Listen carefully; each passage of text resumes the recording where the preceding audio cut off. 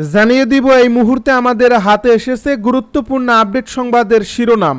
শুরুতেই থাকছে নরসিংদীতে আওয়ামী লীগ ও বিএনপির সংঘর্ষে নিহত এক। এবারে থাকছে গাজীপুরে প্রকাশ্যে মন্দিরের প্রতিমা ভাঙচুর। আরও জানাবো আন্দোলনকারীদের উপর আক্রমণের বৈধতা দেন শেখ হাসিনা। এদিকে ইইউ প্রতিনিধি দলের সঙ্গে বিএনপির বৈঠক, নির্বাচন নিয়ে আলোচনা। সবশেষে জানিয়ে দিব জয়পুরহাটে ছাত্রদলের 7 নেতা বহিষ্কার। এতক্ষণ শুনছিলেন হাতে থাকা আপডেট সংবাদের শিরোনাম, এবারে বিস্তারিত। তবে তার আগে অনুরোধ রইল ভিডিওটিতে একটি লাইক এবং কমেন্ট করে জানিয়ে দিন ভিডিও সম্পর্কে আপনার মূল্যবান মতামত। আরও জানিয়ে দিন ভিডিওটি কোথা থেকে দেখছেন বা কোন জেলা থেকে দেখছেন। নরসিংদীতে আওয়ামী লীগ ও বিএনপি সংঘর্ষে নিহত এক। নরসিংদীর আলোকবালী ইউনিয়নে আধিপত্য বিস্তারকে কেন্দ্র করে আওয়ামী লীগ ও বিএনপি সমর্থকদের মধ্যে রক্তক্ষয়ী সংঘর্ষ হয়েছে। এতে গুলিবিদ্ধ হয়ে ইদান মিয়া নামের এক ব্যক্তি নিহত হন এবং অন্তত 25 জন আহত হয়েছেন। এদের মধ্যে 5 জন গুলিবিদ্ধ বলে জানা গেছে। গুরুতর আহত 3 জনকে ঢাকা মেডিকেল কলেজ হাসপাতালে পাঠানো হয়েছে। বৃহস্পতিবার ভোরে এ সংঘর্ষের ঘটনা ঘটে। পুলিশ স্থানীয় সূত্রে জানা যায়, দীর্ঘদিন ধরে আলোকবালী ইউনিয়ন আওয়ামী লীগের সভাপতি আসাদ আলী ও বিএনপির যুগ্ম আহ্বায়ক নিয়াব আলীর মধ্যে বিরোধ চলছিল। গত 5 অগাস্টের পর সংঘর্ষের আশঙ্কায় আওয়ামী লীগের নেতাকর্মীরা এলাকা ছাড়েন। প্রায় 1 বছর পর বৃহস্পতিবার ভোরে তারা পুনরায় গ্রামে প্রবেশের চেষ্টা করলে বিএনপি সমর্থকরা বাধা দেয়। এতে দুপক্ষের মধ্যে সংঘর্ষ ছড়িয়ে পড়ে। সংঘর্ষের সময় আওয়ামী লীগের কর্মীরা বিএনপি সমর্থকদের লক্ষ্য করে এলোপাতাড়ি গুলি চালায়। এতে ঘটনাস্থলেই নিহত হন ইদন মিয়া। আহতদেরকে নরসিংদী সদর হাসপাতাল সহ বিভিন্ন হাসপাতালে ভর্তি করা হয়েছে। গাজীপুরে মন্দিরে প্রতিমা ভাঙচুর। গাজীপুর নগরের কাশিমপুর শ্মশান মন্দিরে আংশিক প্রস্তুত 6টি প্রতিমা ভাঙচুর করেছে দুর্বৃত্তরা। গতকাল বুধবার বিকেলে এই ঘটনা ঘটে। তবে কারা প্রতিমাগুলো ভাঙচুর করেছে তা নিশ্চিত করতে পারেনি পুলিশ। আজ বৃহস্পতিবার সকাল পর্যন্ত এই ঘটনায় কোনো অভিযোগ দায়ের হয়নি। পুলিশ ও এলাকাবাসী সূত্রে জানা গেছে কাশিমপুর শ্মশান মন্দিরে প্রতি বছরের মতো এবারও পুজো অনুষ্ঠিত হবে।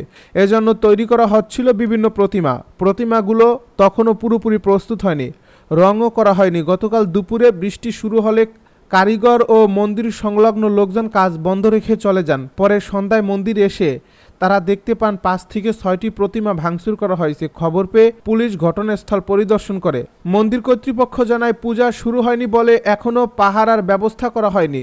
মন্দিরের আশপাশে সিসিটিভি ক্যামেরাও নেই। কারা এই প্রতিমাগুলো ভাঙচুর করেছে তা তারা জানে না। ক্ষতিগ্রস্ত প্রতিমাগুলো আবার মেরামত করা হবে। আন্দোলনকারীদের উপর আক্রমণের বৈধতা দেন শেখ হাসিনা। ঢাকা বিশ্ববিদ্যালয়ে 2016 থেকে 2017 শিক্ষাবর্ষের শিক্ষার্থী এবং জাতীয় নাগরিক পার্টির আহ্বায়ক মোহাম্মদ নাহিদ ইসলাম দাবি করেছেন, 2024 সালের বৈষম্য বিরোধী ছাত্র আন্দোলনের সময় তৎকালীন প্রধানমন্ত্রী শেখ হাসিনার বক্তব্য আন্দোলনকারীদের উপর দমন পীড়নের বৈধতা তৈরি করেছিল। গতকাল বুধবার আন্তর্জাতিক অপরাধ ট্রাইব্যুনাল 1-এর চেয়ারম্যান বিচারপতি মোহাম্মদ গোলাম মর্তুজা মজুমদারের নেতৃত্বাধীন 2 সদস্যের বিচারিক প্যানেলে দেওয়া জবানবন্দিতে এই কথা জানান তিনি। জুলাই-আগস্টে সংঘটিত মানবতা বিরোধী অপরাধের মামলায় সাবেক প্রধানমন্ত্রী শেখ হাসিনা ও সাবেক স্বরাষ্ট্রমন্ত্রী আসাদুজ্জামান খান কামাল সহ 3 জনের বিরুদ্ধে 47 নম্বর সাক্ষী হিসেবে সাক্ষ্য দেন এনসিপির এই আহ্বায়ক। জবানবন্দির এক পর্যায়ে নাহিদ ইসলাম বলেন, 2024 সালের 14 জুলাই বৈষম্য বিরোধী ছাত্র আন্দোলনের পক্ষ থেকে মহামান্য রাষ্ট্রপতি বরাবর একটি স্মারকলিপি প্রদান করি। ওই দিন রাতে শেখ হাসিনা একটি সংবাদ সম্মেলনে আন্দোলনকারী ছাত্রদেরকে রাজাকারের বাচ্চা এবং রাজাকারের নাতিপতি অভিহিত করে কোটা প্রথার পক্ষে অবস্থান নেন। মূলত এই বক্তব্যের মাধ্যমে আন্দোলনকারীদের উপর আক্রমণের একটি বৈধতা প্রদান করা হয়। এদিন বেলা 2:55 ডায়াসে উঠে জবানবন্দি দেওয়া শুরু করেন নাহিদ ইসলাম।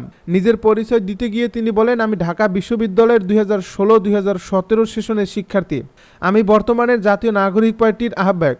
2024 সালে বৈষম্য বিরোধী ছাত্র আন্দোলনের 1 নং সমন্বয়ক ছিলাম। ইইউ প্রতিনিধি দলের সঙ্গে বিএনপির বৈঠক, নির্বাচন নিয়ে আলোচনা। জাতীয় সংসদ নির্বাচন নিয়ে ইউরোপীয় পার্লামেন্টের একটি প্রতিনিধি দলের সঙ্গে আলোচনা করেছেন বিএনপির নেতারা। গতকাল বুধবার ঢাকায় ইউরোপীয় ইউনিয়নের দূতাবাসে এই বৈঠক হয়। এরপর বিএনপির স্থায়ী কমিটির সদস্য নজরুল ইসলাম খান সাংবাদিকদেরকে জানান, বাংলাদেশের উন্নয়ন, গণতন্ত্র পুনঃপ্রতিষ্ঠা এই 2 ক্ষেত্রেই ইউরোপীয় ইউনিয়ন সহযোগিতা অব্যাহত রাখবে বলে জানিয়েছেন প্রতিনিধি দলের সদস্যরা। নজরুল ইসলাম খান বলেন, ইউরোপীয় ইউনিয়ন চায় যত দ্রুত সম্ভব বাংলাদেশে গণতন্ত্র ফিরে আসুক।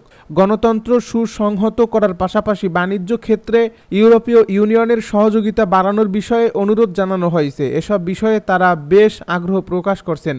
তিনি বলেন, আমরা মনে করি সরকারের ঘোষণা অনুযায়ী ফেব্রুয়ারিতে নির্বাচন হবে। সেই নির্বাচনের মাধ্যমে গণতন্ত্র পুনঃপ্রতিষ্ঠা হবে। পিআর নিয়ে আলোচনা হয়েছে কি এ প্রশ্নের জবাবে নজরুল ইসলাম বলেন, পিআর এখন আলোচনার খুব একটা বিষয়বস্তু নয়।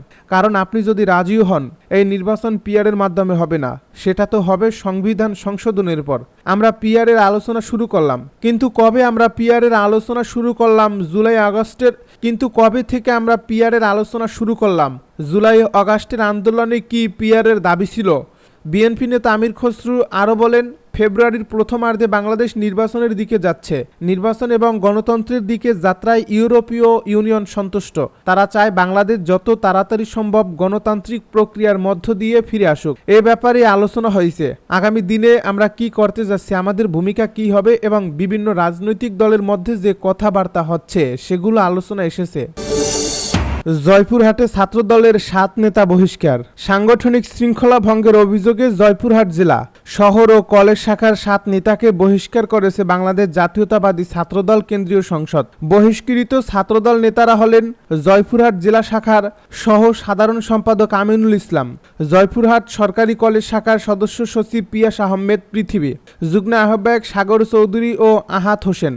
বুধবার ছাত্রদলের সভাপতি রাকিবুল ইসলাম রাকিব ও সাধারণ সম্পাদক নাসির উদ্দিন নাসির কেন্দ্রীয় ছাত্রদল সংসদের এই সিদ্ধান্তে অনুমোদন করেন।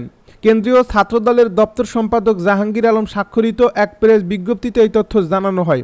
প্রেস বিজ্ঞপ্তিতে বলা হয়, সংগঠনের সব পর্যায়ের নেতাকর্মীদের বহিষ্কৃতদের সঙ্গে সাংগঠনিক কোনো ধরনের সম্পর্ক না রাখার নির্দেশনা দেওয়া হয়েছে।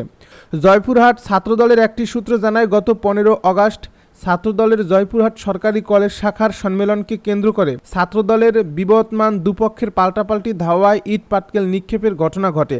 এতে এক পুলিশ কর্মকর্তা সহ উভয় পক্ষের 7 জন আহত হয়। কেন্দ্রীয় ছাত্রদল নেতাদের উপস্থিতিতে এই ঘটনা ঘটে। এ ঘটনায় ওই ছাত্রনেতাদের কেন্দ্রীয় কমিটিতে সশরীরে উপস্থিত হয়ে কারণ দর্শাতে বলা হয়েছিল। এরই জের ধরে কেন্দ্রীয় কমিটি ওই 7 জন ছাত্রদল নেতাকে বহিষ্কার করে।